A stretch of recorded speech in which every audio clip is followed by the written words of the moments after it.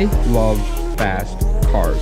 So do you, most likely, if you clicked on this video under your own free will and not forced to at gunpoint. And I also like cars that are cool. But the rest of the world, they don't care somehow. I know it sounds like they must be psychopaths that enjoy things like reading or your reality television, but that's the truth, man. The rest of the world just wants something reliable. So usually that means that normal people and car guys disagree on what cars that they want to buy next.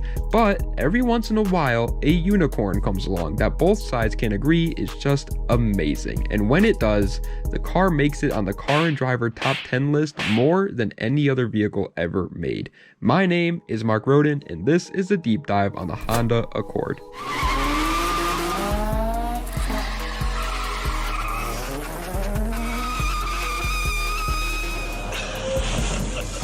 The year was 1972. Gwyneth Paltrow was born, and then 40 years later decided to make a candle out of her coochie scent, which actually sold well because the world is full of simps. And I know that's a horrible way to start a video about a car's like history, but come on, bro, you know I had to mention it. You guys are weird. But also, the wonderful Honda Civic was launched in 1972, and obviously this thing sold even better than the coochie scent, which I guess isn't fair because America was going through a gas crisis and oil crises left and right, and the economy was just not best at the moment when the Civic came out. But Gwyneth Paltrow got into the candle business at the peak of the candle economy. So of course, when a small dirt cheap economy car that got amazing gas mileage hit the scene, the public loved it. However, there was still a pretty large crowd that just wasn't biting. So 4 years later, in 1976, Honda launched the first generation of the Honda Accord. The needs of the world.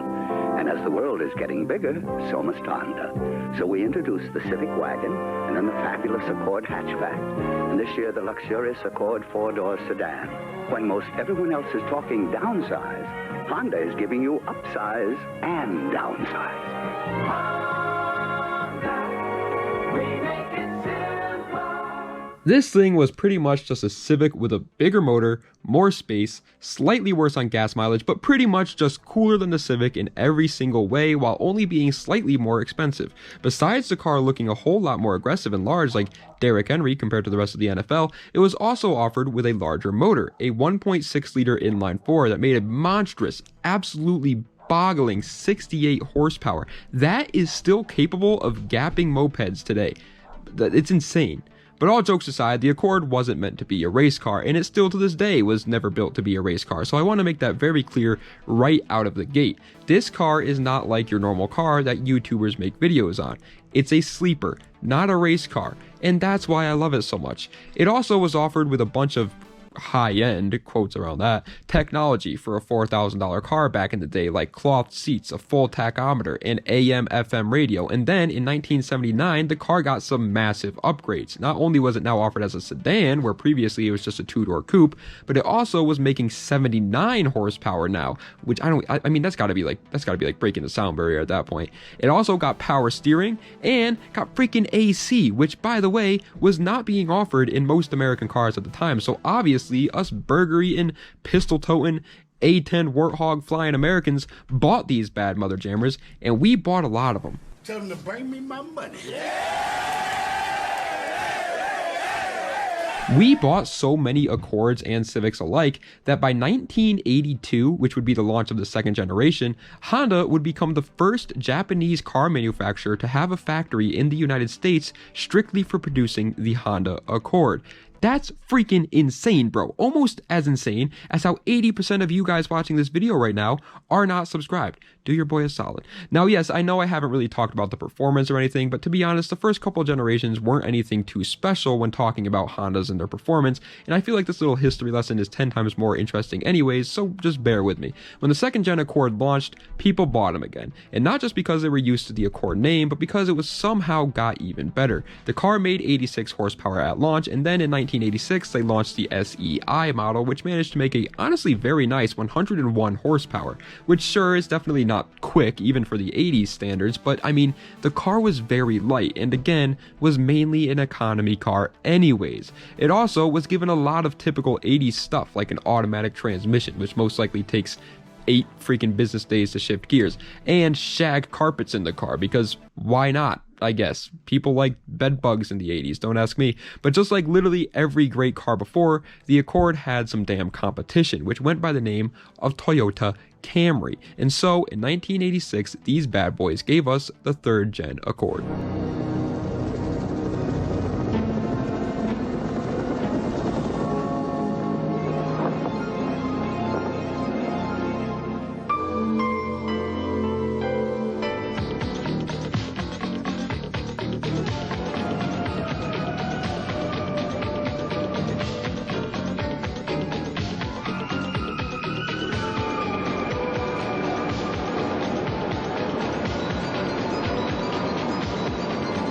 They will come from all over. They will look. They will listen. But most of all, they will learn. And they will be amazed with what will be the new Accord from Honda.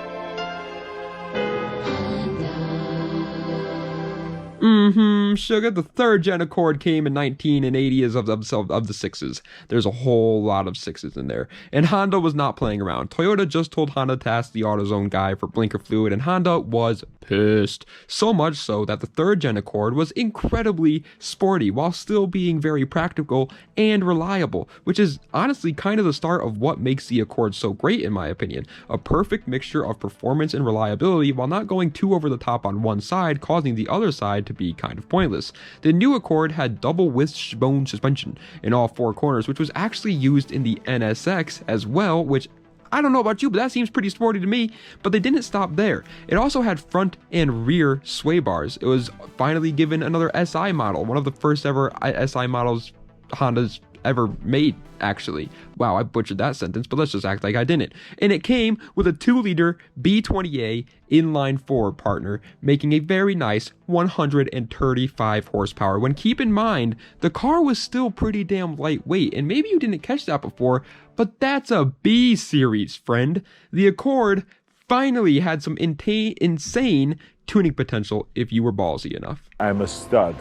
I'm ballsy. I don't take no shit from anyone.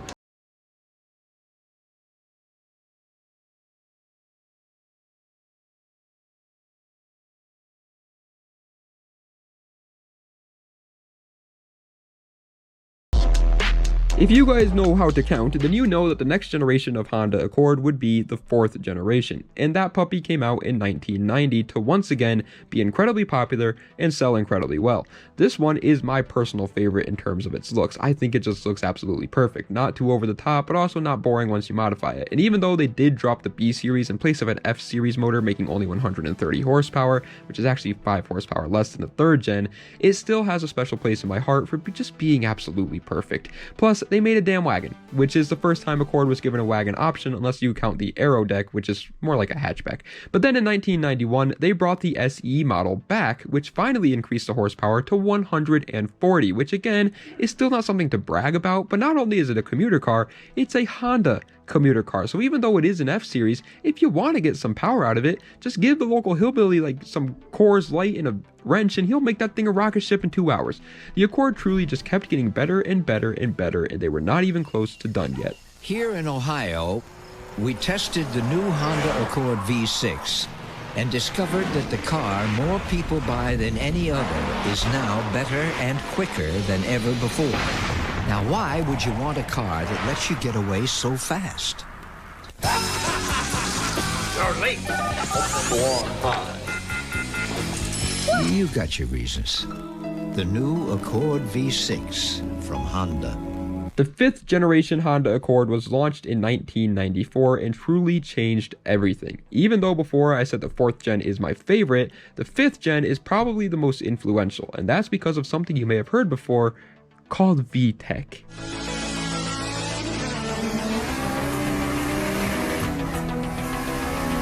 That's right, friend. The 5th gen Accord would be launched for the first time ever with VTEC in it. Now, I won't get into the specifics of how VTEC actually works because, to be honest, that could be a whole video in and of itself. But pretty much, the gist is at low RPMs, the motor is safe and reliable and good on gas. But then, at higher RPMs, she wakes up daddy. And daddy comes downstairs with a belt, but realizes that it's just a wonderful 2.2 liter 4-banger using all 145 of its horses to give you that adrenaline rush that you've been looking for since you freaking ding-dong ditch with your friends for the first time. I know it sounds silly to say, but pretty much VTEC makes you feel like you got 2 engines under your hood, one for daily driving and one for doing hood rat stuff with your friends. The 5th gen did not stop with its ingenuity there either. It was the first Accord to come with a V6, a 2.7 liter V6 to be exact, making a very impressive for its time 170 horsepower, which would become a staple for all Accord owners out there since the V6 with the 6-speed manual is just so gosh darn fun.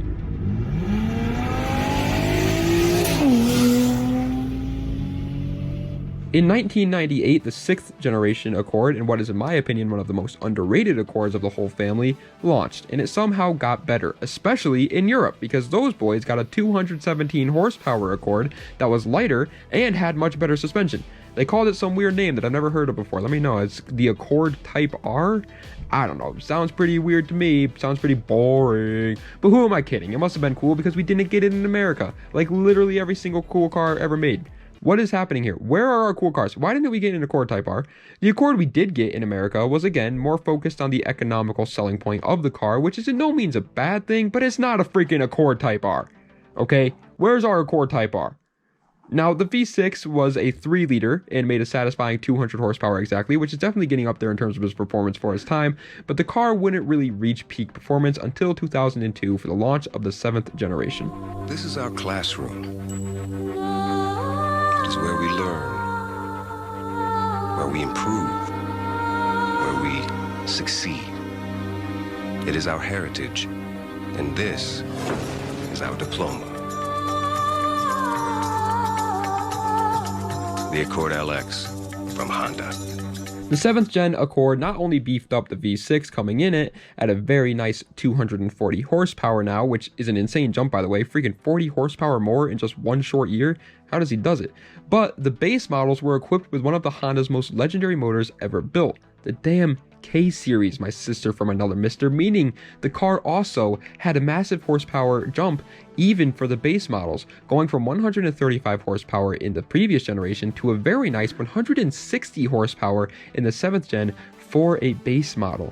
I freaking love the K-Series. I have a B-Series in my Integra, and don't get me wrong, that motor's like a campfire on a chilly Sunday night, it's perfect. But the K-Series is like that same campfire, but now the boys are there and they're drinking some Mike's Hard Lemonades. It's just a dream motor for tuners everywhere, and the damn 7th generation had it. Not only were the motors incredible in the 7th gen, no matter which one you chose, but the car had a 6-speed manual now, which really tickles my damn fancy because the 6.6 7th gen Accord is just to die for.